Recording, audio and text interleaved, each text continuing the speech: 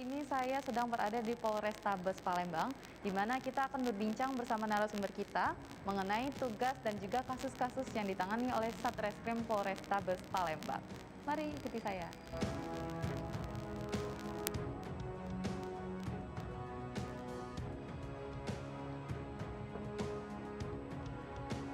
Permisi Mbak, Pak Kasatnya ada? Ada, silakan masuk. Ya, terima kasih.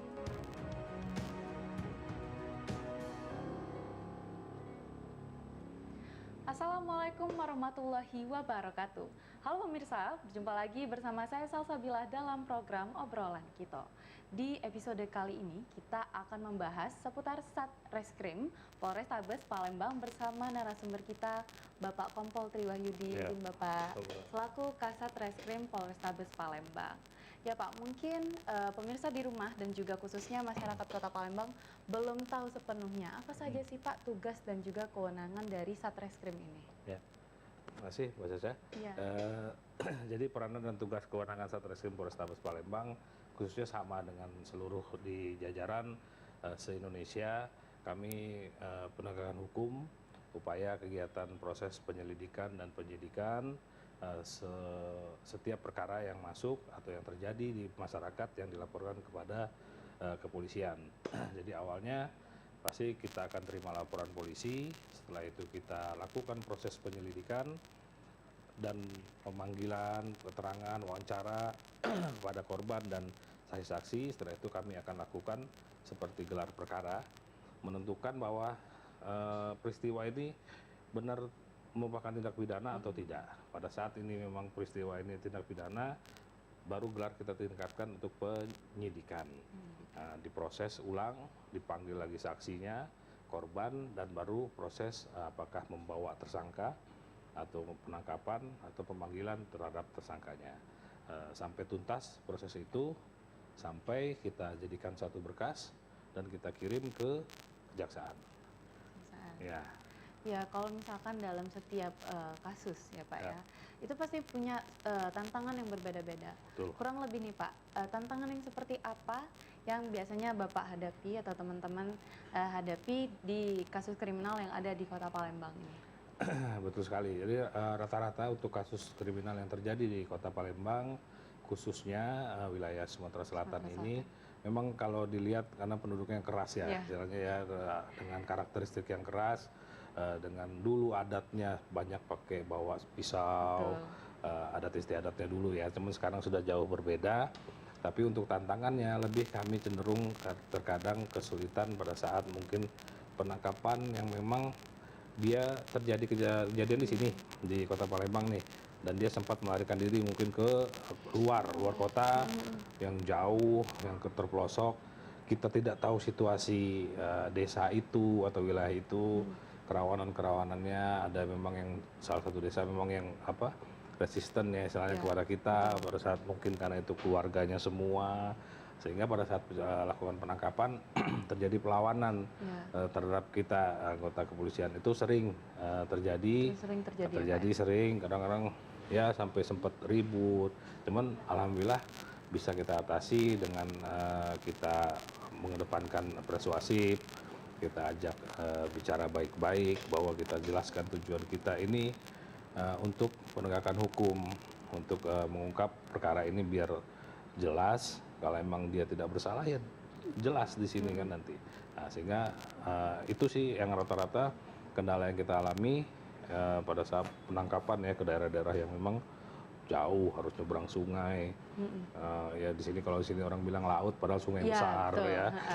Tapi kita harus, kadang kita udah jauh, kita udah pakai perahu kecil itu, kalau misalnya bilang ketek itu udah ketahuan, terus lari lagi, sehingga terkadang itu aja tantangannya ya. Kalau yang lain insya Allah tidak ada.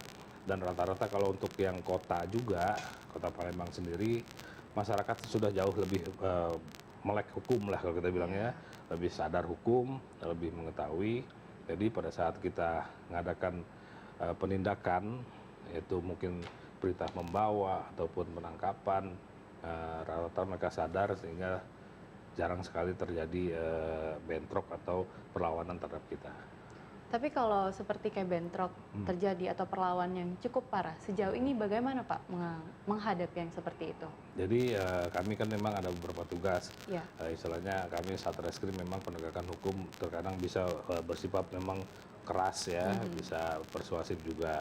Tapi pada saat memang itu kita biasanya harus menghubungi juga tokoh masyarakat setempat. Ya. Kita ajak kearifan lokal sana, bahwa kita jelaskan bahwa kami melaksanakan tugas yang mungkin suatu saat beliau itu juga sebagai korban yang akan menuntut kami juga seperti itu. Jadi karena dengan pendekatan persuasif itu tokoh agama, tokoh masyarakat setempat tuh ngerti dan akhirnya membantu kita sehingga yang tadinya mungkin bentrokan yang dipicu cuman gara-gara teriakan masyarakat keluarganya maling atau apa karena takut keluarganya dibawa nih.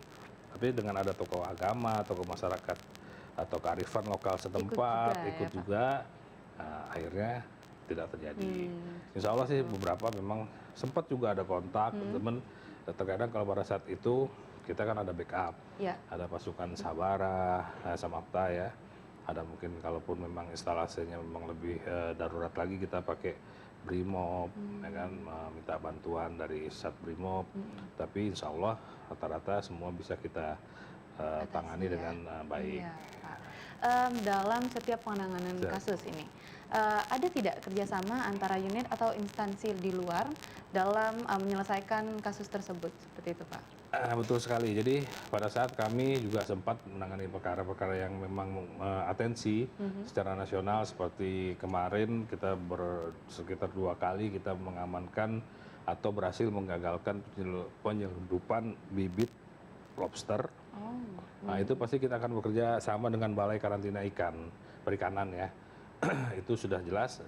Dia ada memang instansi yang berwenang untuk mengetahui ini lobster ini memang dilindungi atau ini lobster nggak boleh dijual ke mana.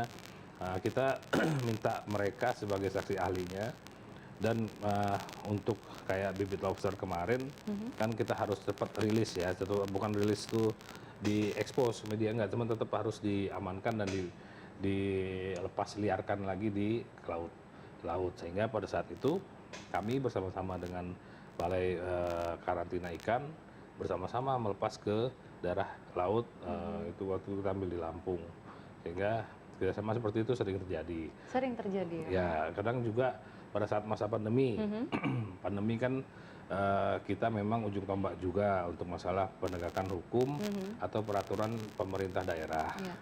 Kita bekerja sama dengan Satpol PP sudah 2 kali kita dan beberapa kali ya memberikan teguran. Dan sudah 2 kali juga dari sidang cepat, sidang singkat, vonisnya lumayan ya untuk para pelaku usaha seperti kafe yang tidak mengindahkan PPKM, aturan PPKM ya dia kena denda tuh ada yang 15 juta pernah. Tapi jadi sektornya memang Pol PP kan karena perda. Nah, kita menegakkan hukum, ajak Pol PP, kita ajak jaksa sama kehakiman untuk sidang cepat. Dan beberapa lain juga ada. Ya pemirsa, sebelum kita masuk ke pembahasan berikutnya, kita harus jeda dulu. Jadi tetap bersama kami di Obrolan Kita.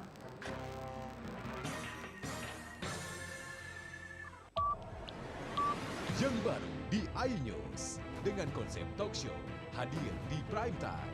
Gak cuma promosi, tapi berbagi ilmu dan informasi juga. Kenapa akhirnya beralih karyawan ke usaha sendiri selain? Hah? Hari gini masih cari kerja. Kenapa nggak jadi pengusaha? Kita mendengar kisah-kisah sukses tadi. Mau jadi pengusaha sukses? Nonton deh Kata Sandi. Kata Sandi hanya di iNews.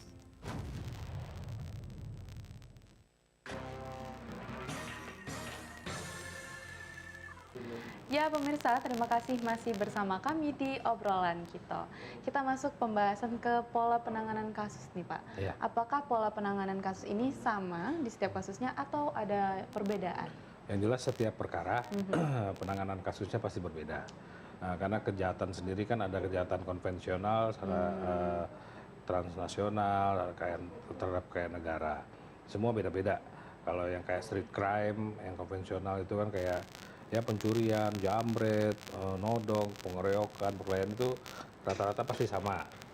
Jelas kita patokan di 184 KUHP mengumpulkan alat bukti, penanganan sudah jelas. Pada saat penanganan yang perkara-perkara terhadap kerugian negara, kekayaan negara, itu kita lebih harus teliti lagi, harus lebih hati-hati, dan untuk penerapan pasal pun juga harus kita berkali-kali kita konsul dengan CJS ya, Criminal Justice System, jaksa, mungkin ke BPKRI, BPKP untuk lebih sharingnya lebih pas, sehingga saya bisa menyimpulkan bahwa setiap perkara yang kita tangani pasti berbeda-beda, gitu, terkait jenis kejahatannya, street crime, ya, Pak, ya? Emang ada street crime atau kejahatan konvensional dan transnasional sama kejahatan terhadap kekayaan negara.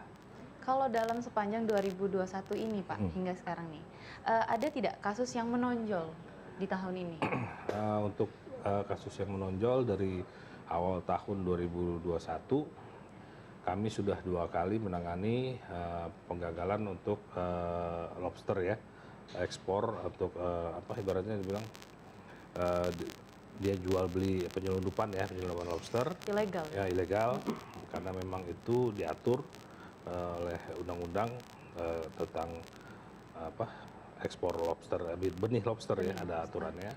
Terus juga ada terkait terkadang kita kejahatan konvensionalnya kayak pecah ban, ya, mecahin ban, itu kan menonjol tuh, dia dari bank, dia tahu diikutin, ban mobilnya dikepesin ya, pakai apa, dan pas saat korban mau ganti ban, nah si pelaku ini ngambil uang.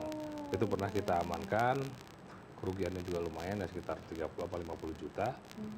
Karena dia baru ngambil uang nih dari bank. Itu juga, terus terkadang juga prostitusi online pernah juga kita tangani.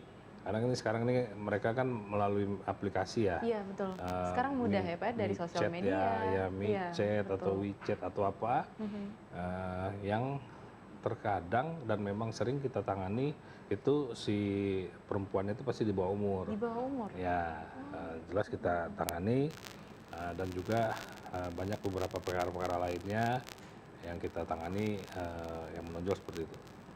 Iya Pak, ngomong-ngomong ini Pak tentang penanganan kasus ya, saya ada dengar yang namanya program restoratif justice. Ya. Itu bisa tidak Pak tolong dijelaskan apa sih program restoratif justice itu?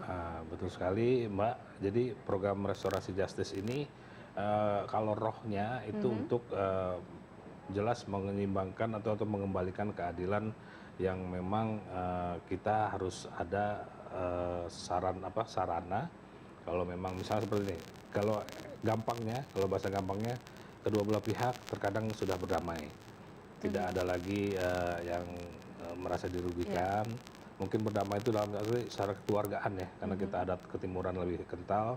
Jadi mereka berdamai, otomatis kan kami dari sisi penegakan hukum yang sudah terima laporan polisinya, kita harus tahu ini kepastian hukum ini laporannya harus digimanain. Dan restoratif justice ini tidak harus setiap laporan polisi yang masuk harus selesai di meja hijau, misalnya sampai ke pengadilan. Nah, dengan adanya restorasi justice yang dikumandangkan oleh Bapak Kapolri kita, itu dikasih wadah, istilahnya dikasih cara, oh ini bisa direstorasi dengan menyeimbangkan rasa keadilan yang ada, sehingga keadilan yang dirasa oleh mungkin korban ataupun tersangka pun terpenuhi. Nah, itu jadi, setiap kasus yang tidak seluruh kasus yang seperti itu, kasus. karena ada kasus-kasus yang memang nggak bisa, nggak dapat, misalnya kalau dia mau keluargaan tuh nggak dapat. Nah, kebanyakan kasus-kasus yang kita restorasi ini biasanya yang seperti apa? Seperti ya penganiayaan ya, penganiayaan, pengeroyokan, penipuan, penggelapan, istilahnya si A minjem uang si B, pakai uang si B kan laporin. Oh, mereka akhirnya sadar dan mereka secara keluargaan mau kembalikan uang atau kerugian yang diderita korban, atau mungkin kayak pemukulan penganiayaan ringan ya, karena kan dipukul sekali, di sini lapor ke polisi kan. Nah, dengan ya damai dengan tokoh agama, tokoh masyarakat lagi mereka berdamai, nggak ada dendam lagi. Nah, akhirnya dia damai dan ngasih tahu ke kita bahwa karena mereka sudah berdamai ya kita akan sistemkan restorasi, kita buat penyelesaiannya secara restorasi justice. Kurang lebih prosesnya apakah begitu cukup panjang untuk restorasi justice ini? Enggak panjang. Enggak. Simple malah prosesnya, yang penting kedua belah pihak kita tanyakan dulu. Jadi pada saat mereka memang dia bilang, Pak kami sudah clear Pak, sudah berdamai Pak, sudah keluarga. Sudah clear, seperti kedua itu, Pak. belah pihak tetap kita panggil lagi. Kita tanyakan, ini benar tidak? Jadi sehingga tidak ada lagi di kemudian hari dia komplain, Pak saya belum pernah damai Pak, itu tangan saya pasti dipalsuin. Nah, itu ya kayak gitu yang kita jaga. Kita tanya berdua belah pihak, kamu benar sudah clear, kamu ikhlas apa ada tekanan atau segala macam, itu tetap kita lakukan sehingga proses restorasinya sih cepet banget, dan tinggal kita buat formatnya, kita masukkan ke aplikasi sudah selesai. Iya Pak, sebelum Bapak menjadi Kasat Reskrim nih, kalau boleh tahu sudah bertugas di mana saja sih Bapak? Oh, saya kebetulan jadi polisi di tahun 2003. Saya perwira polisi sumber sarjana. Jadi saya kuliah dulu nih, baru jadi polisi. Dulu banyak istilahnya, ada wamil ya, sepamil, suk segala macam. Nah, teman kalau pas saya PPSS, perwira Polri sumber sarjana. Tahun 2003 saya langsung berdinas di Polrestabes Palembang, di Poltabes dulu masih namanya, karena belum ada busnya ya, Polresta Palembang. Itu saya ke SPK, dari sini terus dari KSPK saya ke Polsek-Polsek di sini, jadi Kanit Serse, Kanit Res, masuk lagi Poltabes dan berbagai-bagai pindah. Memang rata-rata sih kalau berdinas semua di banyaknya mengemban fungsi reserse. Di beberapa tempat sudah Wakapolres juga pernah, 2 kali Waka, masuk lagi ke serse lagi, dipercaya dikasih amanah oleh pimpinan sebagai Kasat Serse. Alhamdulillah berjalan 6 bulan di Polrestabes Palembang ini, insya Allah saya masih bisa dapat memegang amanah yang diberikan oleh pimpinan. Iya. Ya pemirsa, sepertinya perbincangan kita akan semakin hangat, tapi kita harus jeda dulu. Jadi tetap bersama kami di obrolan kita.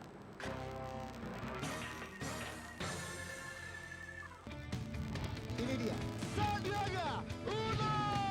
Wow, ini luar biasa nih. Tips usaha, berani mengambil resiko keluar dari zona nyaman. Buat anak-anak milenial, mereka harus proaktif, harus jemput bola. Kata siapa? Kata Sandi.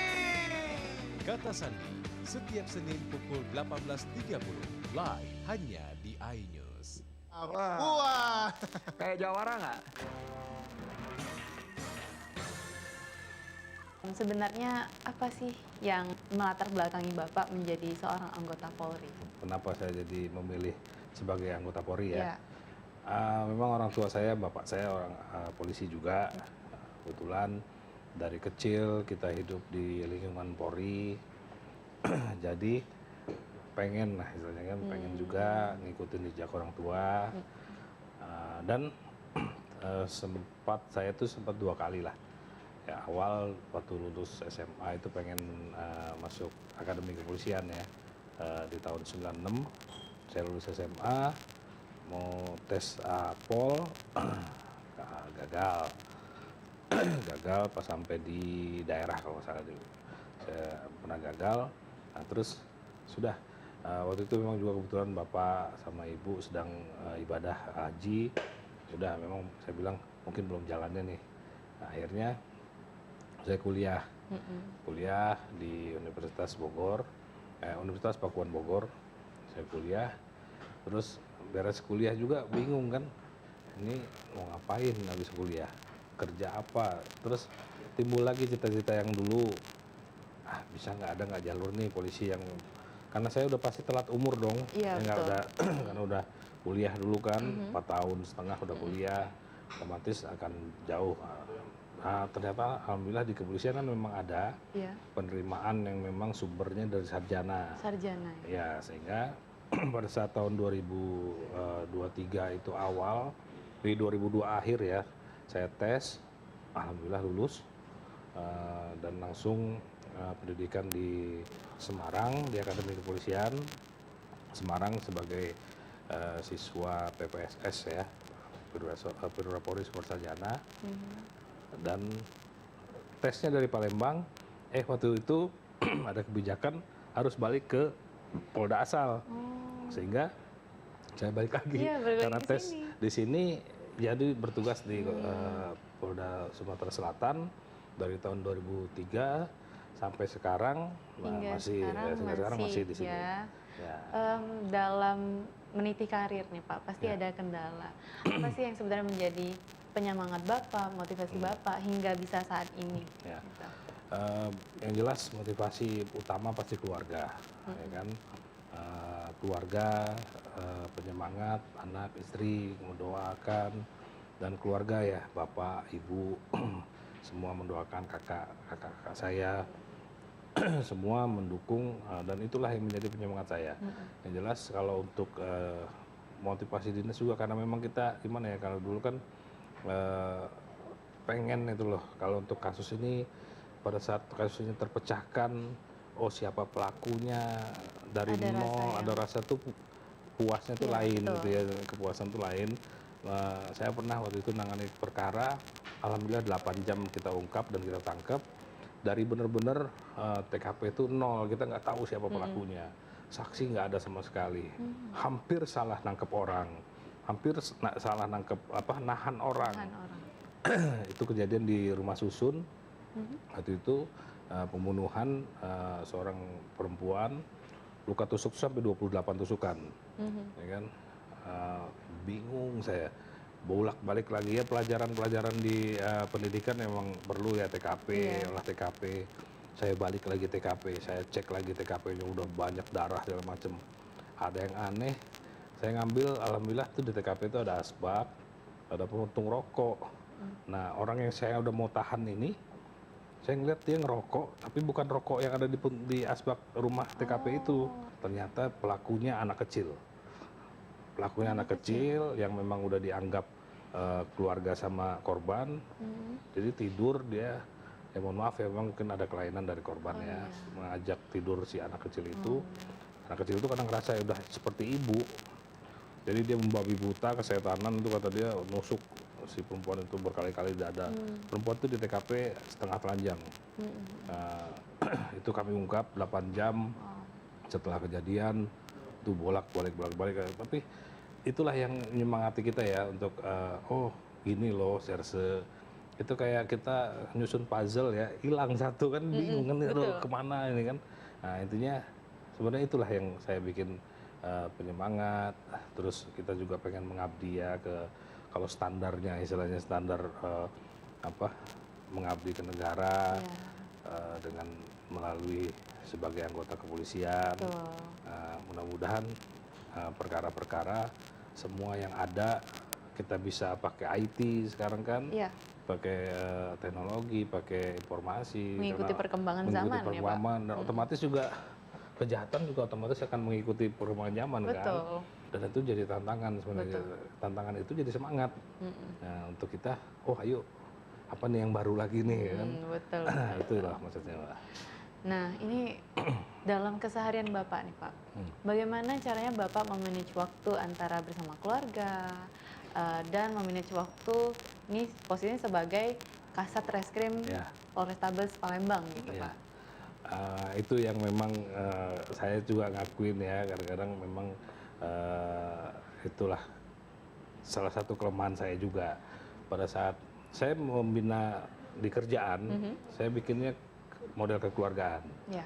Ke anggota, istilahnya saya nggak, memang kalau hierarki kepangkatan tetap ada dong, jabatan tetap ada. Cuman secara saat hubungan biasa hari-harian, ya saya cenderung menganggap dia keluarga saya. Terkadang memang waktu saya membagi dengan keluarga, kita sebagai anggota reskrim memang harus siap ya 24 jam ya. Kadang memang lagi malam-malam, mungkin jam 2 baru pulang, baru mau tidur, ada kejadian, itu harus bangun. Tapi alhamdulillah itulah perlunya dukungan keluarga tadi. istri, anak-anak ngerti.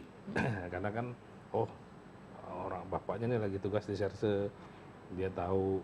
Yang jelas saya juga harus bertanggung jawab juga ke keluarga. Betul. Nggak memanfaatkan kesempatan istilahnya. Tetap saya jaga komunikasi. Kita bikin grup di keluarga walaupun cuma berempat bikin grup, ya kan. Jadi tahu, oh saya di sini. Yang penting komunikasinya kan nggak putus nih, walaupun oh saya lagi di sini, kasih tahu. Nah, kan kuncinya komunikasi. Nah, paling itu aja saya membagi waktunya. Kalau untuk waktu quality time banget sih mungkin nggak bisa kita bilang harus hari Minggu. Kadang malah Minggu itu kejadiannya banyak. Betul sekali. Karena masyarakat kegiatannya dari Minggu lebih banyak. Sehingga was-wasnya kami itu justru hari libur. Hari liburnya masyarakat itu ya kita harus standby. Jadi lebih fleksibel aja Fleksibel sama aja sih keluarga, intinya. ya. Intinya sebenarnya nggak putus komunikasi aja Betul sekali. dengan keluarga. Ini di tengah pandemi seperti saat ini nih Pak. Kira-kira ada tidak motivasi ataupun pesan-pesan untuk masyarakat Sumsel khususnya Kota Palembang untuk menciptakan kondisi keadaan yang kondusif seperti itu? Kita tetap harus menjaga keamanan, ketertiban di lingkungan kita terdekat, misalnya keluarga, RT, RW kan berjenjang.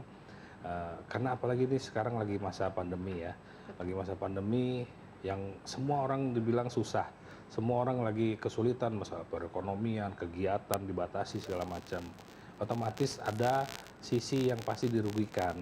Ada waktu-waktu yang memang banyak luang yang tadinya ada pendapatan jadi tidak ada pendapatan, sehingga timbullah niat yang jahat, niat untuk melakukan tindakan kriminal. Saya harapkan, saya himbau pada masyarakat khususnya Kota Palembang hindari niat-niat jahat untuk melakukan tindak pidana, karena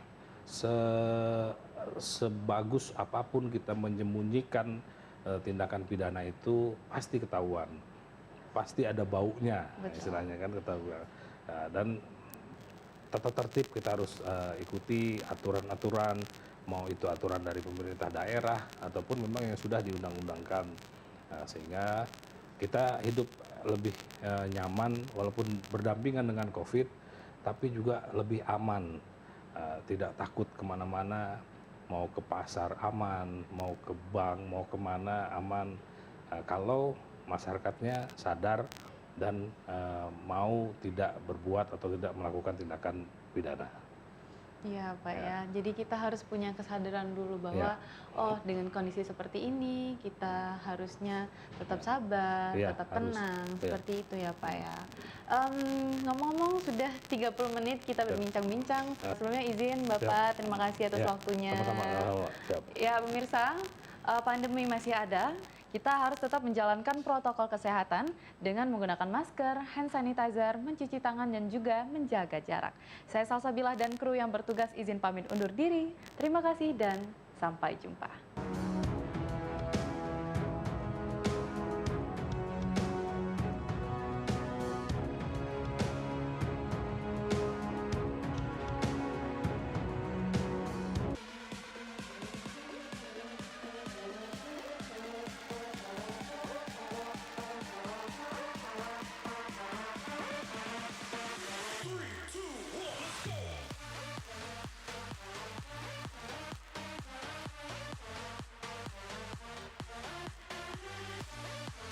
Pukul 1 siang. Dengan warna baru, Pastinya lebih seru lebih keren, dan lebih kepo. Intense Intense Reborn. Reborn hanya di iNews.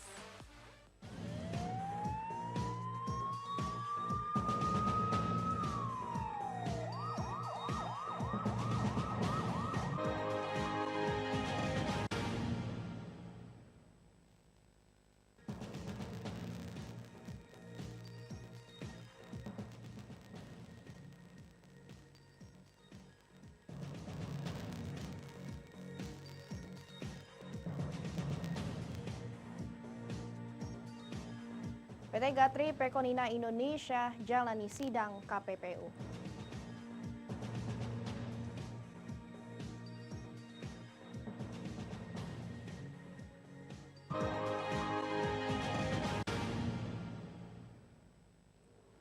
Halo, apa kabar pemirsa? Berjumpa lagi bersama saya dalam program Berita Borgol.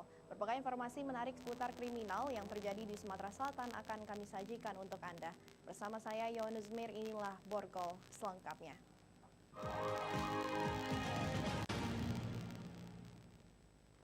Pemirsa, kita awali dengan berita utama. Mantan calon wali kota Palembang Mularis Jahri, pemilik perusahaan kelapa sawit PT Campang 3 di Oku Timur ditangkap Direktorat Kriminal Khusus Polda Sumsel. Mularis ditetapkan tersangka dan langsung ditahan atas dugaan kasus perambahan lahan dan tindak pidana pencucian uang dengan kerugian negara ratusan miliar rupiah.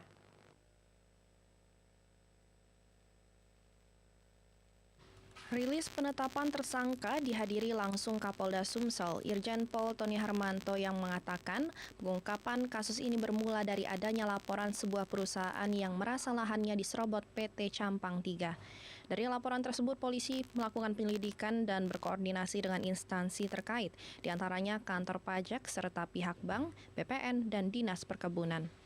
Polisi juga telah memintai keterangan sejumlah saksi ahli, terdiri dari ahli perkebunan dari Kementerian Pertanian dan ahli perkebunan Dinas Perkebunan Sumsel. Polisi mengamankan barang bukti beberapa dokumen, baik dari perbankan serta dokumen perkebunan.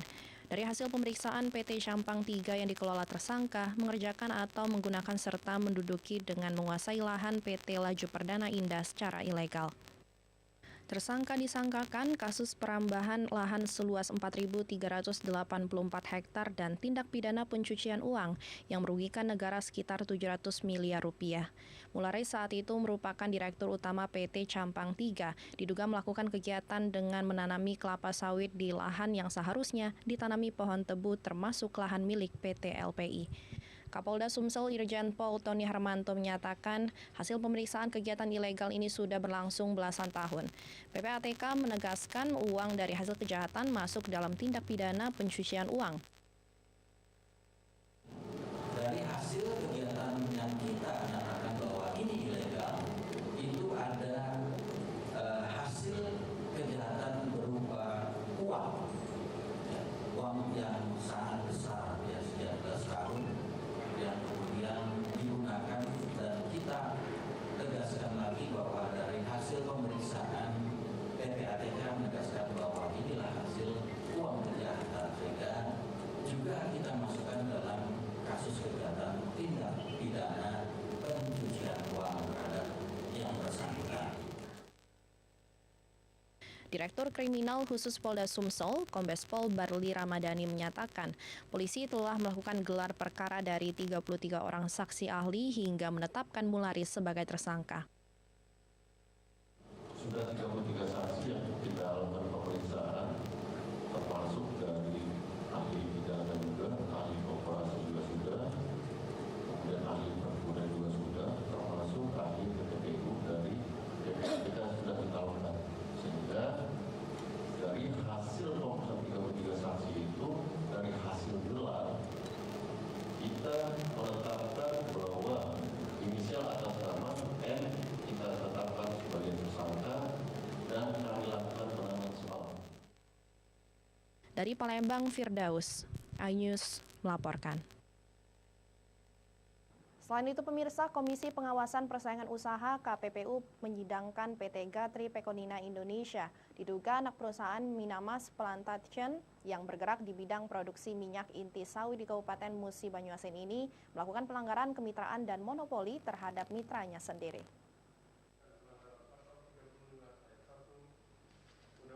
Komisi Pengawas Persaingan Usaha atau KPPU Wilayah 2 melakukan sidang perkara tentang dugaan pelanggaran pasal 35 ayat 1 Undang-Undang Nomor 20 Tahun 2008 terhadap PT Gatri Pekonina Indonesia yang bergerak dalam bidang produksi minyak inti sawit di Kabupaten Musi Banyuasin. Dalam sidang digelar di Universitas Sriwijaya Palembang, diduga melakukan penguasaan terhadap mitra usahanya KUD Sinar Delima dalam kegiatan kemitraan inti plasma pada kegiatan usaha perkebunan kelapa sawit. Penguasaan tersebut dilakukan melalui pengendalian terhadap pengambilan keputusan dan pembangunan kebun plasma, menguasai hasil penjualan TBS plasma, pengambilan keputusan terhadap data dan informasi kebun plasma, dan menguasai pengambilan keputusan terhadap pengelolaan kebun. PT Gatri Pekonina Indonesia melakukan pelanggaran pasal 35 ayat 1 Undang-Undang Nomor 20 Tahun 2008. KPPU telah memberikan peringatan tertulis terhadap dugaan pelanggaran yang dilakukan. Akan tetapi, tidak melaksanakan peringatan tertulis yang berujung dilakukan pemeriksaan lanjutan terhadap perkara ini. Laporan yang diduga terkait dengan pelanggaran pelaksanaan hubungan kemitraan ya antara KUD Sinar Delinga dengan PT Gutri Pekonina Indonesia terkait dengan kemitraan perkebunan kelapa sawit. Seperti itu.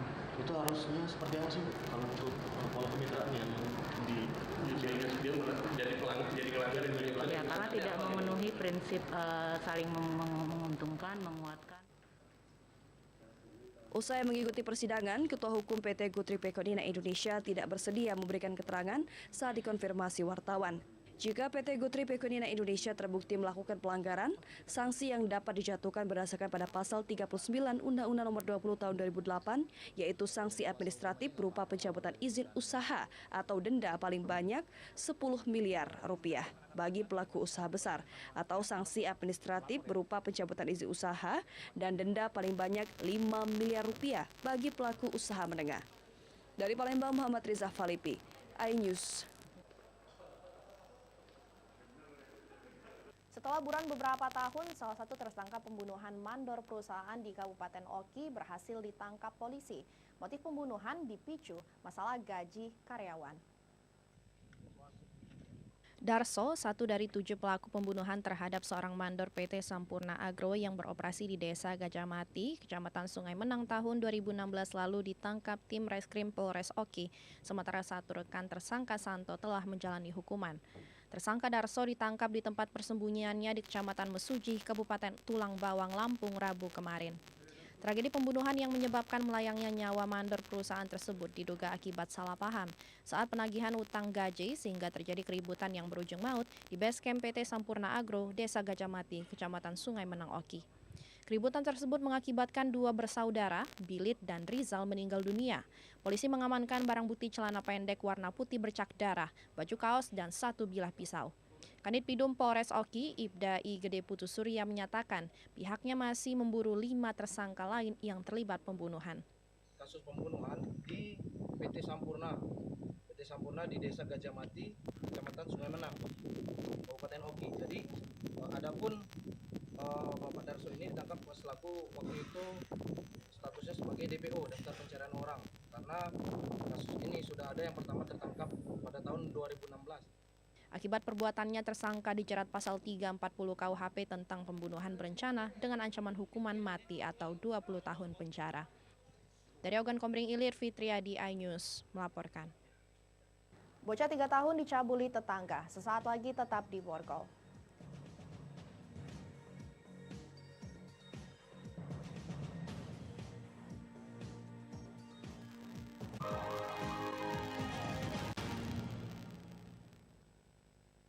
Selamat malam pemirsa.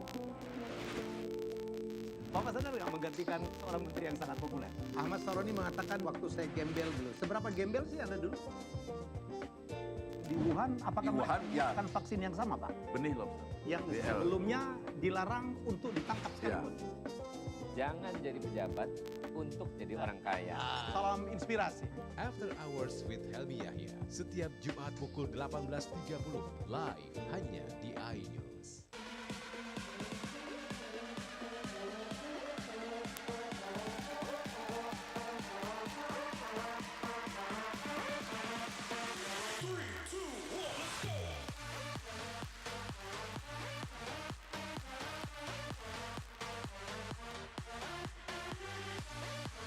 Pukul 1 siang. Dengan warna baru. Pastinya lebih seru. Lebih keren. Dan lebih kepo. Intense Reborn hanya di iNews. Yang baru di iNews dengan konsep talk show hadir di prime time. Nggak cuma promosi, tapi berbagi ilmu dan informasi juga. Kenapa akhirnya beralih karyawan ke usaha sendiri selain? Hah? Hari gini masih cari kerja. Kenapa nggak jadi pengusaha? Kita mendengar kisah-kisah sukses tadi. Mau jadi pengusaha sukses? Nonton deh Kata Sandi. Kata Sandi hanya di iNews. Selamat malam pemirsa. Bapak sadar nggak menggantikan seorang menteri yang sangat populer? Ahmad Saroni mengatakan waktu saya gembel dulu. Seberapa gembel sih Anda dulu? Di Wuhan, apakah Di Wuhan, ya. melakukan vaksin yang sama, Pak? Benih lobster. Yang BL. sebelumnya dilarang untuk ditangkap sekalipun. Jangan jadi pejabat untuk jadi orang kaya. Salam inspirasi. After Hours with Helmi Yahya, setiap Jumat pukul 18.30, live hanya di iNews. Call Me Mel hadir kembali. Ini bagus banget loh. Udah tahu. Kita lanjutin perjalanan kita. Lebih seru dan lebih heboh. Ih, Kenta lu imut banget sih, gak ada Tyson, gue bawa pulang lo. Bukan aku yang milih, kan mereka yang milih aku. Halu. Maafin bucinnya. I love you Indonesia. Call Me Mel, setiap Senin dan Selasa pukul 20.15, hanya di iNews. Selamat malam pemirsa.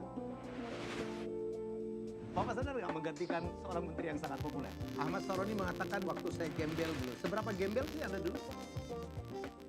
Di Wuhan, apakah Di Wuhan, ya. melakukan vaksin yang sama, Pak? Benih lobster. Yang BL. sebelumnya dilarang untuk ditangkap sekalipun. Jangan jadi pejabat untuk jadi orang kaya. Salam inspirasi. After Hours with Helmi Yahya, setiap Jumat pukul 18.30, live hanya di iNews. Call Me Mel hadir kembali. Ini bagus banget loh. Udah tahu. Kita lanjutin perjalanan kita. Lebih seru dan lebih heboh. Ih, Kenta lu imut banget sih, gak ada Tyson, gue bawa pulang lo. Bukan aku yang milih, kan mereka yang milih aku. Halu. Maafin bucinnya. I love you Indonesia. Call Me Mel, setiap Senin dan Selasa pukul 20.15, hanya di iNews.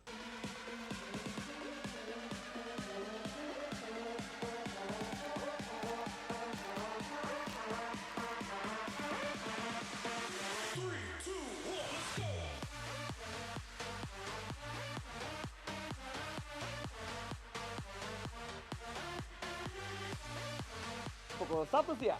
Dengan warna baru, Pastinya lebih seru lebih keren, dan lebih kepo. Intense Reborn. Reborn hanya di iNews. Ini dia. Wow, ini luar biasa nih. Tips usaha berani mengambil resiko keluar dari zona nyaman. Buat anak-anak milenial, mereka harus proaktif, harus jemput bola. Kata siapa? Kata Sandi.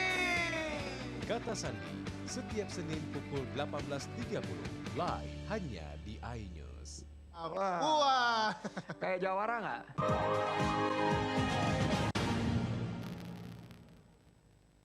Pemirsa, terima kasih Anda masih bersama kami. Seorang bocah perempuan berusia 3 tahun di Kabupaten Ogan Komering Ilir menjadi korban pencabulan yang dilakukan tetangganya sendiri. Pelaku kemudian ditangkap polisi dan terancam hukuman 5 tahun penjara.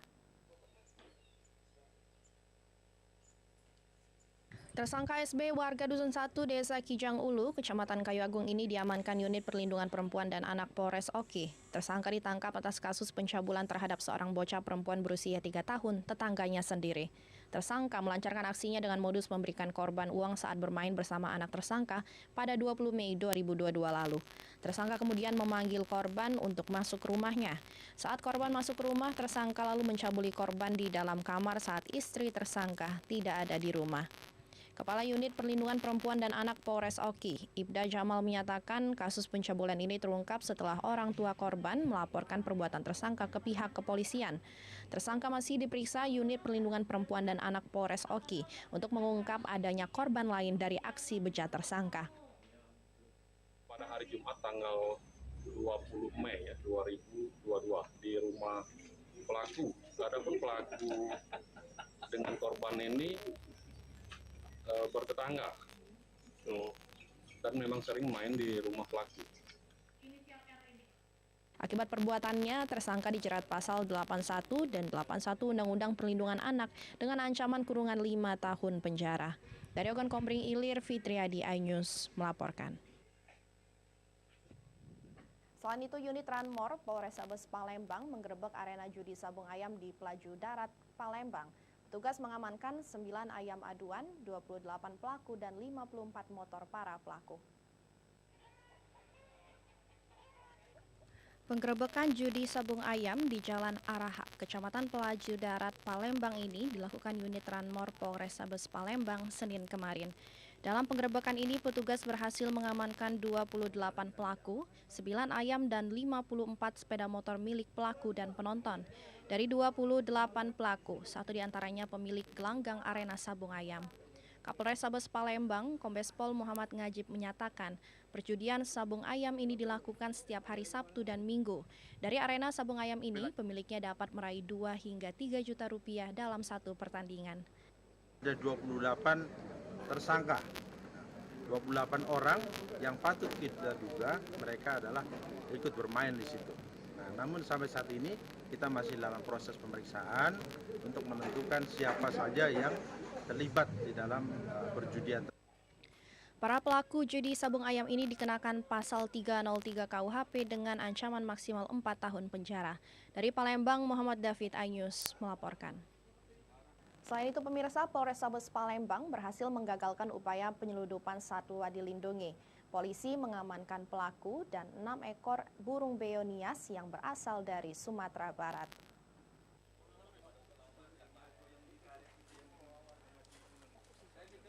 Sebanyak 6 ekor satwa dilindungi jenis burung neonias yang berasal dari Sumatera Barat ini disita dari seorang pelaku peniagaan satwa langka di Palembang. Pelaku Yos Sugesta ditangkap polisi di rumahnya di kawasan Kecamatan Sukarami, Palembang.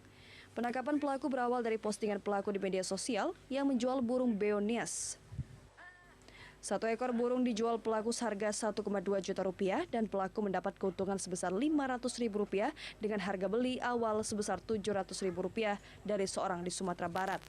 Namun pelaku yang baru menjual seekor burung langsung ditangkap polisi. Menurut keterangan Kasat Reskrim, burung ini merupakan masuk dalam satwa dilindungi karena keberadaan yang hampir punah di habitat aslinya. Barang bukti kemudian akan diserahkan ke BKSDA Sumatera Selatan yang nantinya akan dilepas liarkan kembali ke habitatnya. Burung beo nias, ya, tiung nias yang masih masuk dalam kategori satwa yang dilindungi karena memang spesiesnya sudah mulai langka di Indonesia dan burung beo nias ini pelaku ini mau menjual belikan burung tersebut. Burung juga dapat dari daerah Nias, ya, Nias ini berarti Sumatera Barat. Akibat ulahnya, pelaku dijerat pasal 40 ayat 2 junto pasal 21 ayat 2 Undang-Undang Republik Indonesia Nomor 5 Tahun 1990 tentang konservasi sumber daya alam hayati dan ekosistemnya dengan ancaman 5 tahun penjara. Dari Palembang, Muhammad David, iNews melaporkan. Residivis pembegal wartawan ditembak polisi, sesaat lagi tetap di Borgol.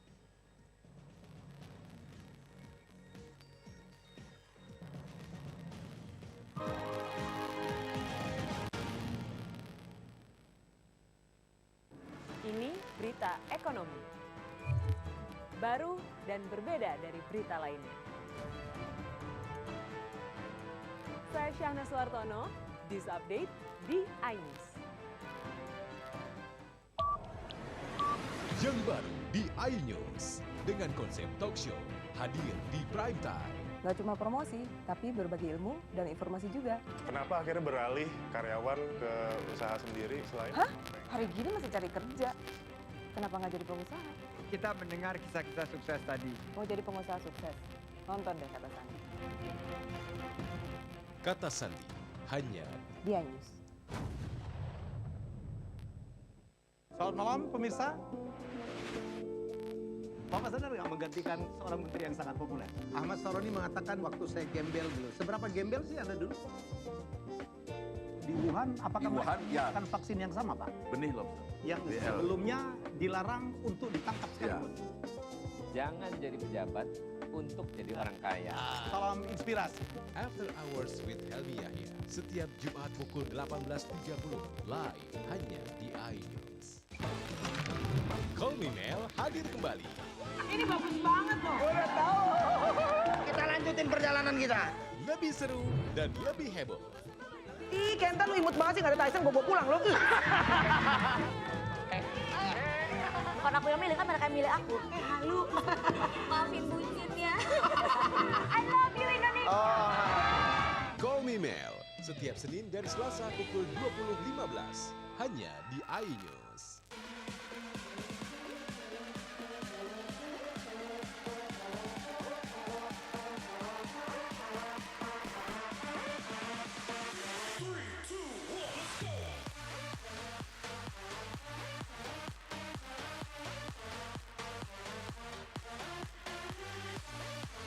Pukul 1 siang. Dengan warna baru. Pastinya lebih seru. Lebih keren. Dan lebih kepo. Intense Reborn hanya di iNews. Ini dia. Sandiaga Uno. Wow, ini luar biasa nih. Tips usaha berani mengambil resiko keluar dari zona nyaman. Buat anak-anak milenial, mereka harus proaktif, harus jemput bola. Kata siapa? Kata Sandi. Kata Sandi, setiap Senin pukul 18.30 live hanya di iNews. Wah, kayak jawara nggak? Ini berita ekonomi. Baru dan berbeda dari berita lainnya. Saya Syahna Suartono, This Update di iNews. Yang baru di iNews dengan konsep talk show hadir di prime time. Gak cuma promosi, tapi berbagi ilmu dan informasi juga. Kenapa akhirnya beralih karyawan ke usaha sendiri selain? Hah? Hari gini masih cari kerja. Kenapa nggak jadi pengusaha? Kita mendengar kisah-kisah sukses tadi. Mau jadi pengusaha sukses? Nonton deh Kata Sandi. Kata Sandi hanya di iNews. Selamat malam pemirsa. Bapak sadar nggak menggantikan seorang menteri yang sangat populer? Ahmad Saroni mengatakan waktu saya gembel dulu. Seberapa gembel sih Anda dulu? Di Wuhan, apakah Di Wuhan, ya. melakukan vaksin yang sama, Pak? Benih lobster. Yang BL. sebelumnya dilarang untuk ditangkap sekalipun. Jangan jadi pejabat untuk jadi orang kaya. Salam inspirasi. After Hours with Helmi Yahya setiap Jumat pukul 18.30 live hanya di iNews. Call Me Mel hadir kembali. Ini bagus banget loh. Udah tahu. Kita lanjutin perjalanan kita. Lebih seru dan lebih heboh. Ih, Kentan lu imut banget sih, gak ada Tyson, gue bawa pulang lo. Bukan aku yang milih, kan mereka yang milih aku. Halu. Maafin buncit ya. I love you Indonesia. Call Me Mel setiap Senin dan Selasa pukul 20.15 hanya di iNews.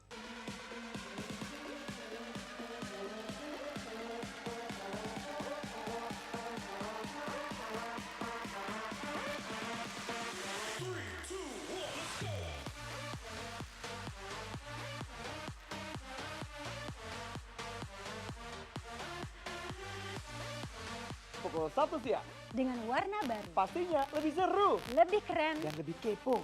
Intense Reborn hanya di iNews.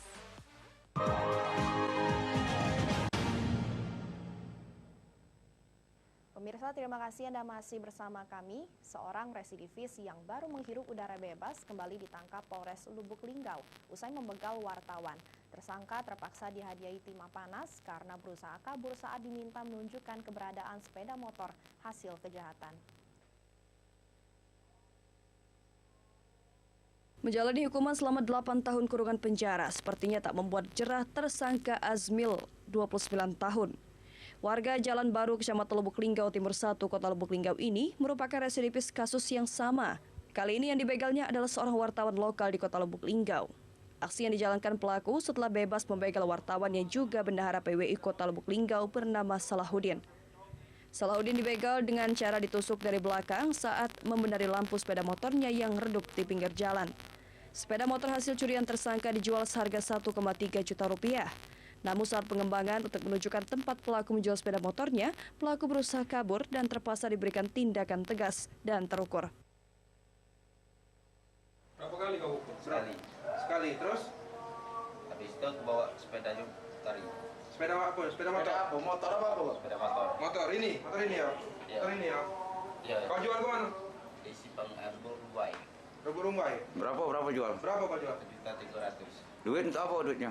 Bayar utang. Akibat perbuatannya, tersangka akan dikenakan pasal 365 KUHP dan terancam hukuman 9 tahun penjara. Dia udah residivis dan dia baru keluar dari penjara. Setelah dilakukan penyidikan, memang benar motifnya itu pembegalan dan perampokan atau ada motif lain? Untuk motifnya begal.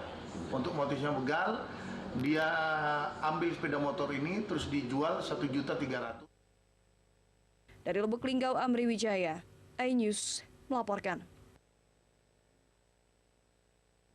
Selain itu, ribuan pengendara di Kabupaten Oki melanggar aturan lalu lintas saat operasi Patuh Musi 2022 digelar. Mereka hanya mendapat teguran dari polisi.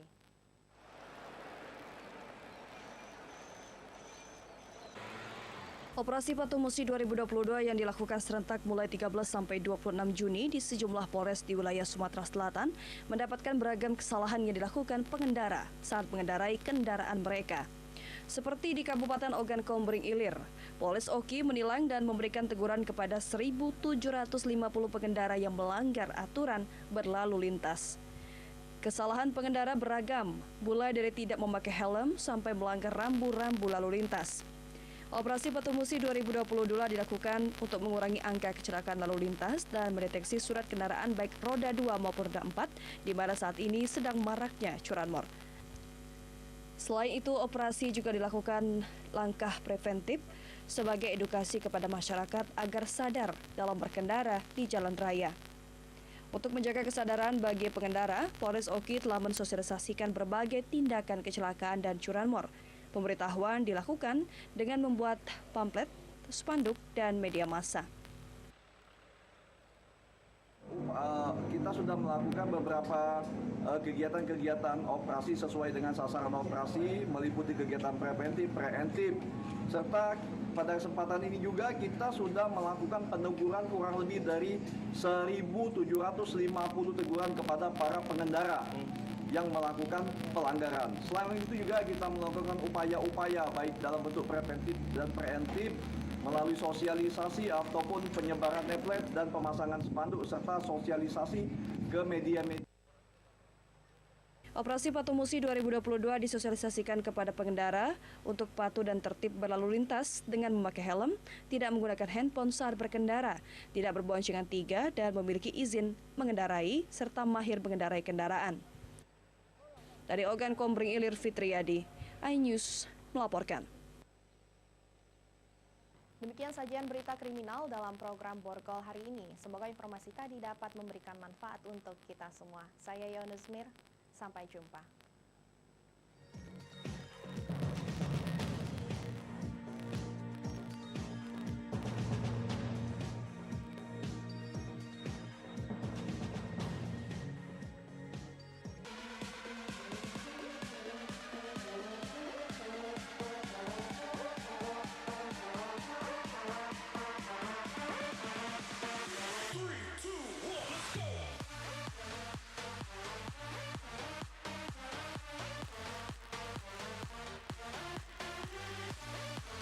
Pukul 1 siang. Dengan warna baru. Pastinya lebih seru. Lebih keren. Dan lebih kepo. Intense Reborns hanya di iNews. Selamat malam pemirsa. Bapak sadar nggak menggantikan seorang menteri yang sangat populer? Ahmad Saroni mengatakan waktu saya gembel dulu. Seberapa gembel sih Anda dulu? Di Wuhan, apakah Di Wuhan, ya. melakukan vaksin yang sama, Pak? Benih lobster. Yang BL. sebelumnya dilarang untuk ditangkap sekalipun. Jangan jadi pejabat untuk jadi orang kaya. Salam inspirasi.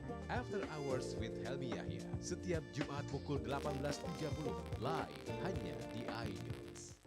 Ini berita ekonomi. Baru dan berbeda dari berita lainnya.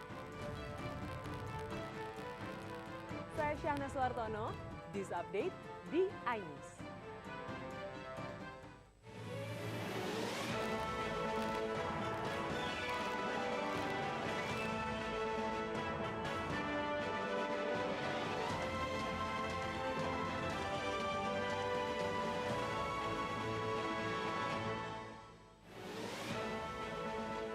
Mantan calon wali kota Palembang Mularis Jari ditahan Polda Sumatera Selatan.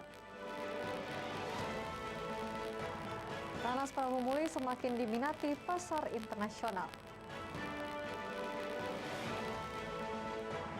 karya seni ditunjukkan dalam Festival Komunikasi Mahasiswa UIN Raden Fatah.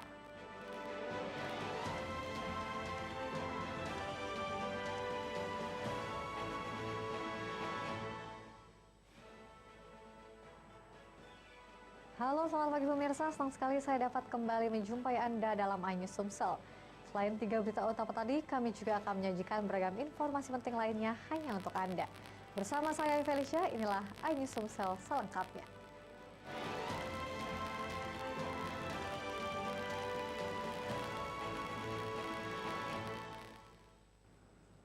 Pemirsa, mularis jari ex-calon wali kota Palembang, pemilik perusahaan kelapa sawit PT Campang 3 ditangkap Direktorat Kriminal Khusus Polda Sumatera Selatan. Mularis ditetapkan tersangka atas dugaan kasus perambahan lahan dan tindak pidana pencucian uang.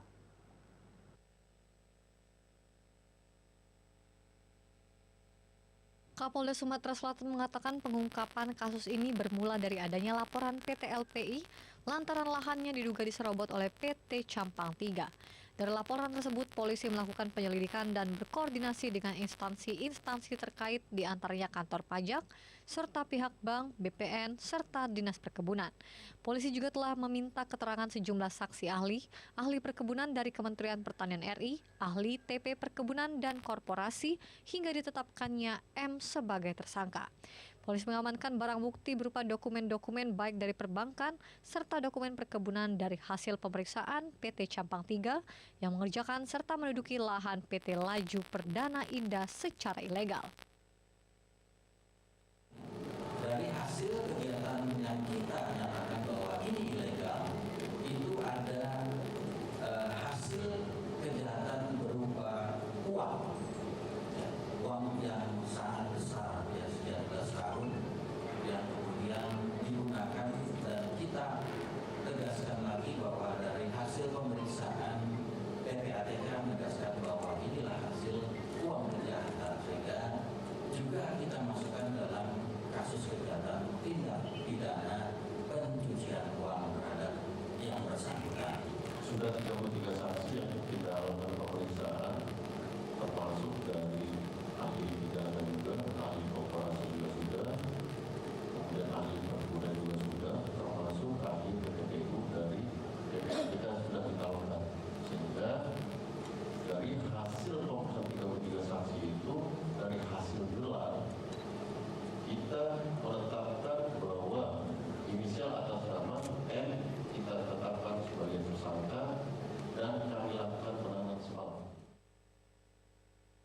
Polisi juga sudah menyita aset yang berhubungan dengan perkara pencucian uangnya di rekening dengan cara diblokir, termasuk lahan yang diduga milik perusahaan lain akan disita dengan penetapan pengadilan. Dari Palembang, Daeng Daus, iNews melaporkan. Pemirsa, mengantisipasi berkembang biaknya nyamuk Aedes aegypti penyebab demam berdarah, Dinas Kesehatan Kabupaten Muara Enim melakukan penyemprotan fogging di beberapa titik rawan di wilayah Muara Enim.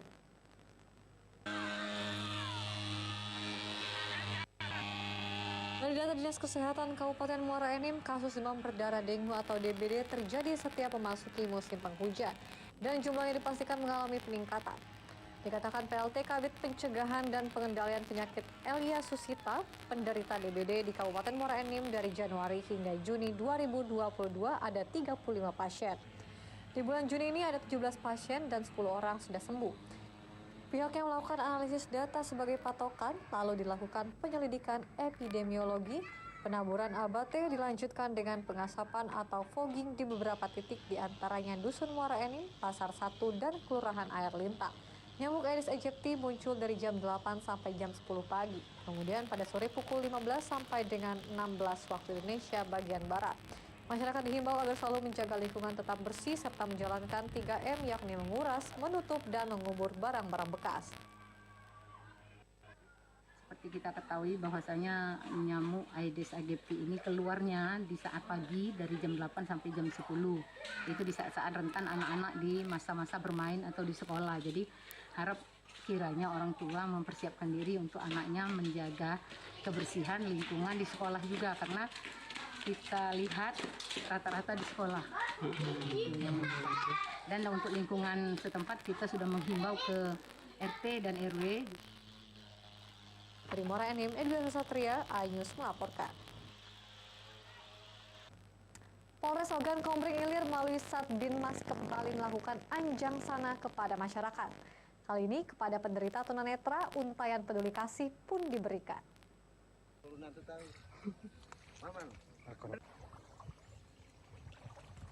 Jika sebelumnya penderita kanker otak dan kanker payudara yang mendapat perhatian dan kepedulian dari Polres Oki, kini giliran masyarakat penderita tunanetra yang menjadi perhatian serius Polres Oki melalui Satbinmas.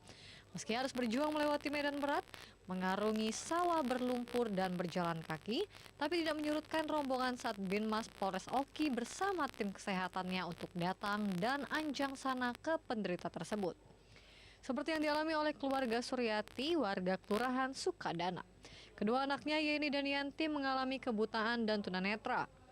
Bahkan mereka juga terindikasi mengidap tumor karena terdapat benjolan. Tim kesehatan Polres Oki langsung memeriksa kesehatan keduanya, selanjutnya akan diberikan pengobatan secara intensif.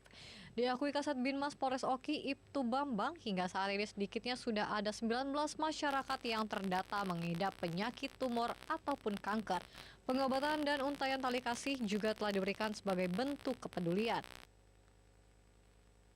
Curiganya sih tadi kemungkinan seperti tumor ya, tapi untuk memastikan lebih lanjutnya harus dalam pemeriksaan ke rumah sakit. Satunya lagi itu ada ibu atas nama Bu Anissa. Kalau Bu Anissa itu dia mengeluhkan batuk yang terus-terusan sudah lebih dari 1 bulan, adanya penurunan berat badan. Itu juga curiganya ke arah penyakit paru-paru, misalnya ada bisa TBC, bisa juga mengarah ke arah penyakit bronkitis atau yang lainnya. Dengan itu memang rumahnya sangat terpencil di pertengahan sawah, kita harus melewati jalan yang berlumpur. Ini wujud kepedulian Polres Oki dalam melaksanakan bakti sosial, terutama dalam rangka HUT Bayangkara yang ke-76. Anjang sana yang dilakukan merupakan salah satu rangkaian kegiatan HUT Bayangkara ke-76 tahun. Dari Ogan Komering Ilir, Fitriadi, iNews melaporkan.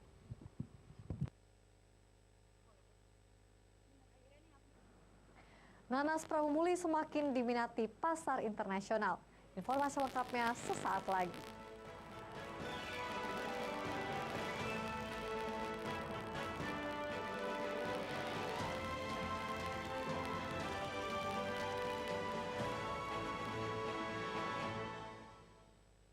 Ini berita ekonomi. Baru dan berbeda dari berita lainnya.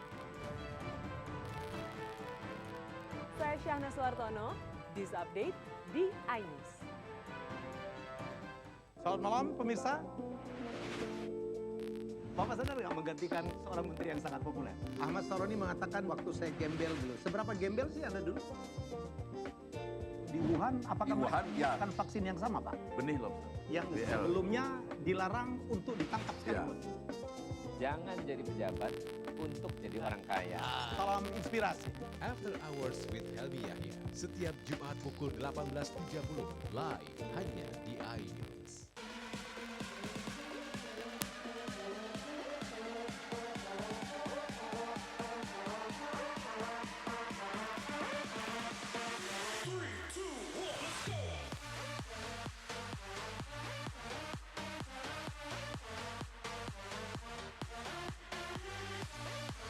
Pukul 1 siang. Dengan warna baru. Pastinya lebih seru. Lebih keren. Dan lebih kepo. Intense Rebounds hanya di iNews. Yang baru di iNews dengan konsep talk show hadir di prime time. Gak cuma promosi, tapi berbagi ilmu dan informasi juga. Kenapa akhirnya beralih karyawan ke usaha sendiri selain? Hah? Hari gini masih cari kerja. Kenapa nggak jadi pengusaha? Kita mendengar kisah-kisah sukses tadi. Mau jadi pengusaha sukses? Nonton deh Kata Sandi. Kata Sandi hanya di iNews. Selamat malam pemirsa. Bapak sadar nggak menggantikan seorang menteri yang sangat populer? Ahmad Saroni mengatakan waktu saya gembel dulu. Seberapa gembel sih Anda dulu? Di Wuhan, apakah Di Wuhan, ya. menggunakan vaksin yang sama, Pak? Benih loh. Yang sebelumnya dilarang untuk ditangkap sekarang. Jangan jadi pejabat untuk jadi orang kaya. Salam inspirasi. After Hours with Helmi Yahya, setiap Jumat pukul 18.30, live hanya di iNews.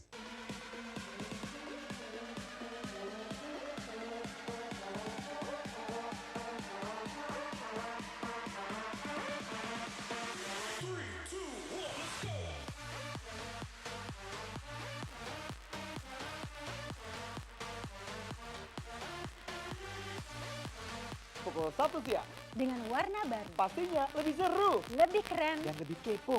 Intense Reborns hanya di iNews. Ini dia. Sandiaga Uno! Wow, ini luar biasa nih. Tips usaha, berani mengambil resiko, keluar dari zona nyaman. Buat anak-anak milenial, mereka harus proaktif, harus jemput bola. Kata siapa? Kata Sandi! Kata Sandi, setiap Senin pukul 18.30, live hanya di iNews. Wah, kayak jawara nggak?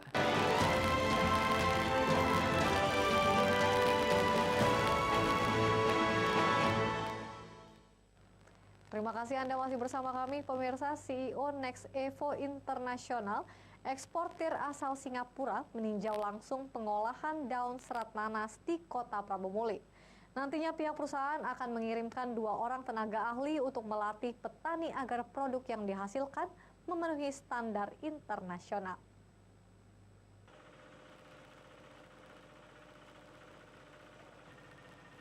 Wali Kota Prabomuli Ridho Yaya bersama CEO Next Evo International, Harold Koh, melihat langsung pengolahan daun serat nanas untuk dijadikan bahan baku benang, kain, hordeng, sepatu, dan pelapis sofa. Menurut Presiden Direktur Next Evo International Perwakilan Indonesia Hadi, kualitas yang ada saat ini cukup baik. Namun ke depan pihaknya akan mengirim tenaga ahli yang akan melatih petani dan pelaku usaha agar produk yang dihasilkan diterima dengan standar internasional. Untuk sementara ini, ke depannya kita akan kirimkan orang ke sini untuk membantu produktivitas dari masyarakat di sini agar bisa menghasilkan lebih baik dan lebih banyak. Kemudian juga untuk membantu kualitas agar bisa diterima di market internasional melalui Next Evo. Itu rencananya untuk bahan apa aja, dibuat apa aja? Untuk bahan yang kita beli dari sini, kita akan merubah itu menjadi benang dan kain.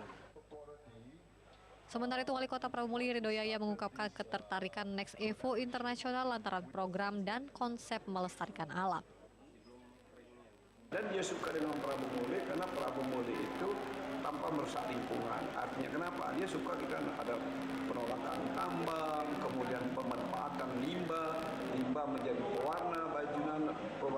pewarna baju, kemudian juga daun juga kita jadikan benang dan akhirnya jadi baju. Dan ternyata daun nanas itu bukan hanya baju, bisa buat sepatu, berbagai macam, bisa buat macam-macam lain, sebagai mebel dan lain sebagainya. Kunjungan CEO Next Evo International eksportir asal Singapura merupakan kunjungan belasan setelah sebelumnya Wali Kota bersama dinas terkait melihat langsung pabrik dan kantor mereka. Selain di Singapura, perusahaan tersebut juga memiliki perwakilan di negara Indonesia, Sri Lanka, dan Vietnam. Hasil uji laboratorium dari salah satu perusahaan yang ada di negara Singapura, serat nanas dari Kota Prabomuli memiliki ukuran daun yang panjang dan tahan lama, memiliki daya kekuatan serat daun yang bagus. Dari Prabomuli, Barry Brimal, iNews melaporkan.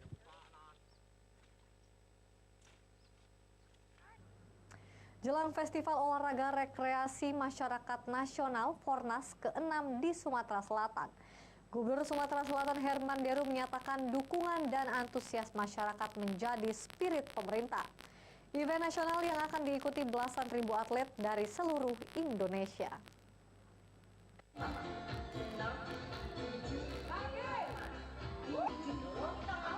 Antusias masyarakat jelang pelaksanaan Fornas Kormi ke-6 2021 di Sumatera Selatan tahun 2022 kian terlihat.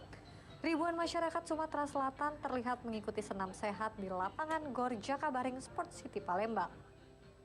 Gubernur Sumatera Selatan Herman Deru menyebutkan antusias mengikuti Fornas ditunjukkan 34 provinsi di Indonesia ikut mendaftarkan atlet mereka mengikuti festival olahraga bergengsi tingkat nasional. 11.000 atlet penggiat olahraga rekreasi terregistrasi hadir dari target sebelumnya 10.000 atlet. Antusias ini diharapkan dapat membangkitkan ekonomi masyarakat setelah diterpa badai COVID-19 selama 2 tahun terakhir. Jadi ini merupakan berkah besar pasca puncak pandemi. Kita berharap inilah awal kebangkitan olahraga dan awal kebangkitan ekonomi. Kita sudah sempat mengalami 2 tahun terkontraksi ekonomi. Ekonomi kita terjadi kontraksi yang luar biasa. Dan ini kita awali dengan spirit keolahragaan. Mudah-mudahan IKM, UMKM kita bisa bangkit lagi, sektor pariwisata juga bisa tumbuh kembali. Sudah sekitar 90% karena sudah pendaftaran juga sudah online melalui pusat juga. Itu melalui inorganya masing-masing, organisasi olahraganya masing-masing. Sudah siap semua. Baik, untuk senam jantung sehat, boleh tepuk tangannya untuk Mbak Erika dan Mbak Fitri. Untuk di tahun ini udah siap nih kayaknya. Minimal 3 besar. 3 besar? Iya. Gubernur Sumatera Selatan Herman Deru berharap event ini dapat dimanfaatkan masyarakat sebagai sarana edukasi bagi generasi muda agar terus dapat melestarikan kearifan lokal budaya asli bangsa Indonesia. Di Palembang, Muhammad Riza Falevi, iNews melaporkan.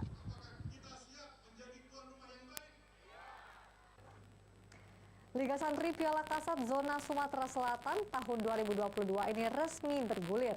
Sebanyak 127 tim pondok pesantren yang ikut ambil bagian. Tim terbaik dari zona Sumsel nantinya akan melaju ke putaran nasional Liga Santri Piala Kasat.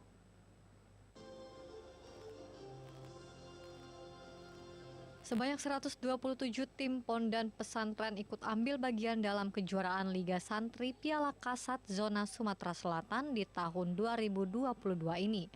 Kejuaraan Liga Santri Piala Kasat dibuka langsung oleh Pangdam 2 Sriwijaya Majen TNI Agus Suhardi bersama dengan Gubernur Sumatera Selatan Herman Deru di Stadion Atletik Jakabaring Sport City Palembang. Pangdam 2 Sriwijaya Majen TNI Agus Suhardi berharap nantinya akan muncul bibit pesepak bola potensial asal Sumatera Selatan dari ajang Liga Santri Piala Kasat Zona Sumatera Selatan. Nantinya satu tim terbaik dari zona Sumsel akan diikutsertakan pada putaran nasional di bulan Oktober mendatang. Ada 127 pondok pesantren yang berada di Sumatera Selatan ini, yang berada di 17 kabupaten dan kota, nantinya akan tersaring, ditarik nanti akan di provinsi sekitar bulan Agustus, kemudian nanti akan bertanding di tingkat nasional sekitar tanggal bulan Oktober. Seperti mudah-mudahan dari Sumatera Selatan ini akan dapat muncul bibit-bibit baru dan menjadi salah satu tim yang terbaik. Rangkaian Liga Santri Piala Kasat Zona Sumsel akan berlangsung di setiap kabupaten kota yang meliputi 8 kodim di setiap daerahnya. Dari Palembang, Bambang Irawan, iNews melaporkan. Karya seni ditunjukkan dalam Festival Komunikasi Mahasiswa UIN Raden Patah. Informasi selengkapnya sesaat lagi.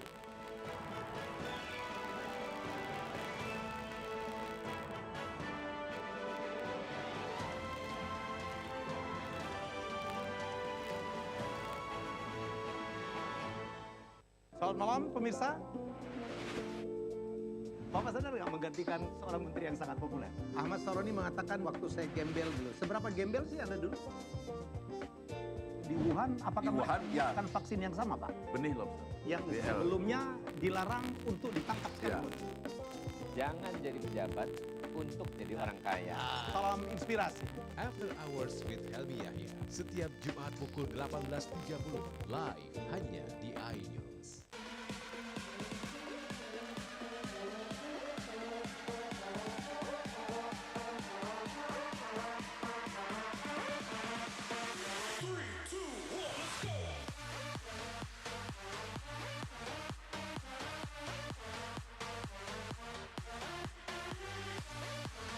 Pukul 1 siang. Dengan warna baru. Pastinya lebih seru. Lebih keren. Dan lebih kepo. Intense Rebounds hanya di iNews.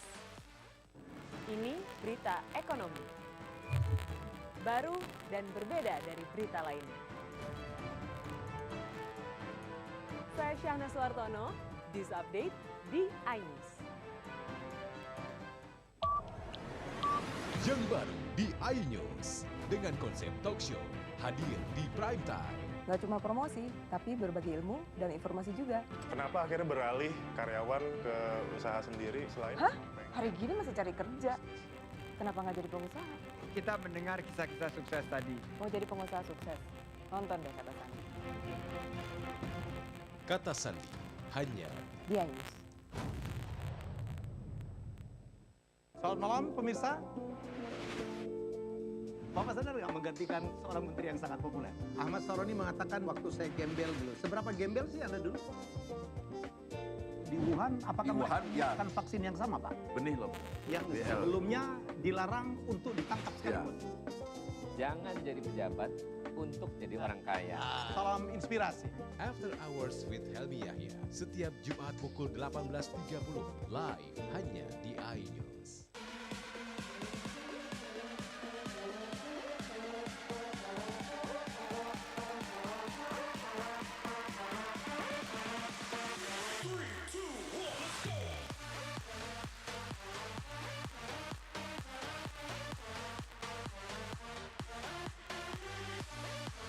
Pukul 1 siang. Dengan warna baru. Pastinya lebih seru. Lebih keren. Dan lebih kepo. Intense Rebounds hanya di iNews. Ini dia. Sandiaga Uno! Wow, ini luar biasa nih. Tips usaha berani mengambil resiko keluar dari zona nyaman. Buat anak-anak milenial, mereka harus proaktif, harus jemput bola. Kata siapa? Kata Sandi! Kata Sandi setiap Senin pukul 18.30 live hanya di iNews. Wah. Kayak jawara nggak?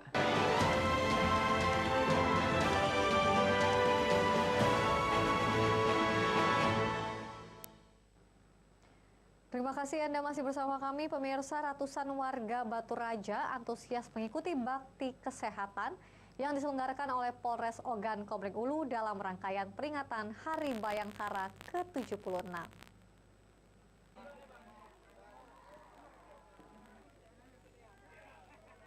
Warga antusias mengikuti kitanan massal dan vaksin bakti kesehatan yang diselenggarakan oleh Polres Ogan Komering Ulu dalam rangkaian Hari Bayangkara ke-76 tahun 2022. Kitanan massal ini diminati warga hingga mencapai ratusan warga, namun lantaran dibatasi, Polres Oku hanya memberikan sekitar 35 anak untuk mendapatkan sunatan gratis itu.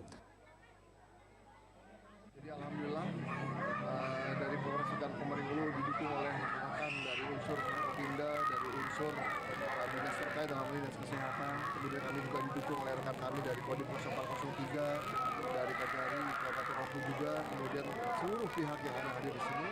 Kita melaksanakan kegiatan bakti kepada masyarakat. Jadi memang kegiatannya dalam rangkaian kegiatan dalam rangka memperingati HUT Bayangkara ke-76. Kapolres Oku menjelaskan selain bakti kesehatan, pihaknya juga mengadakan gathering untuk keluarga anggota di Mapolres Oku serta bersepeda bersama Forkopimda dan awak media.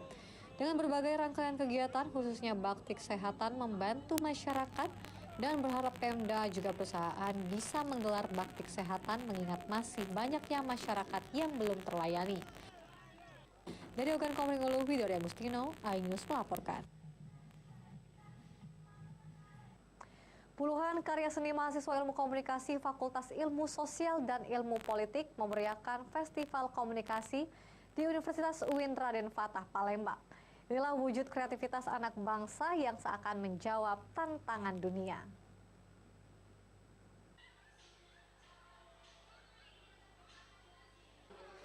Kemajuan zaman seakan menuntut kreativitas serta pola pikir generasi bangsa yang terus maju dan berkembang untuk membentuk sumber daya manusia yang handal dan mampu menjawab apa yang menjadi tantangan dunia. Program Studi Ilmu Komunikasi Fakultas Ilmu Sosial dan Ilmu Politik menggelar Festival Komunikasi yang menjadi ajang kreasi dan karya mahasiswa dari sebuah mata kuliah. outputnya menjadi sebuah karya yang memiliki unsur seni berdaya jual di masyarakat. Arif Reza Falevi, praktisi korporat dan public relation, menyoroti persiapan strategi komunikasi mahasiswa UIN dalam bentuk YouTube serta radio streaming dan strategi pemasarannya yang terbilang cukup baik. Keberhasilan ini pun berkat peran serta para pengajar yang memberikan kebebasan para mahasiswa berinovasi dan berimprovisasi. Seperti yang tadi kita lihat ya di pekan komunikasinya UIN ini ya, itu sangat luar biasa. Teman-teman mahasiswa mereka sudah menyiapkan strategi komunikasi itu dalam bentuk apakah YouTube ataupun radio-radio streaming ya di internal mereka, itu sangat bagus sekali. Terus kemudian juga strategi pemasarannya untuk produk knowledge-nya mereka yang akan mereka jual lebih efektif ya. Di samping pertama memang ini kan tuntutan juga dari ketentuan akreditasi ya, ketentuan dari pendidikan tinggi bahwa setiap mata kuliah itu harus terukur, ada produk yang jelas apa yang dihasilkan gitu kan. Nah inilah bentuknya gitu kan. Dan dari mahasiswa ternyata responnya bagus gitu, banyak kelihatan gitu kan, banyak kreasi-kreasi, ide-ide baru dari mereka gitu kan untuk menampilkan seperti itu. Yang itu ya kreatif dari mahasiswa gitu kan, dan ternyata cukup menarik kalau saya lihat. Mata kuliah ya, mata kuliah semester ganjil dibikinkan output kegiatannya itu dalam bentuk festival komunikasi. Nah, ajang ini bakal dilakukan setiap semester, jadi setahun itu 2 kali. Kemudian ini juga untuk mendukung capaian luarannya program studi ilmu komunikasi, yaitu menjadi public relation officer, kemudian jadi marketing komunikasi, kemudian jadi penyiaran TV. Tuntutan dari ketentuan akreditasi dari pembelajaran tiap mata kuliah yang dikemas menjadi sebuah produk karya seni yang dihasilkan dari para mahasiswa. Dari Palembang, Arun Setiawan, iNews melaporkan. Pemirsa, berita tadi sekaligus menutup perjumpaan kita pada hari ini. Saya Ayu Ferisya dan seluruh kru yang bertugas mengucapkan terima kasih dan sampai jumpa.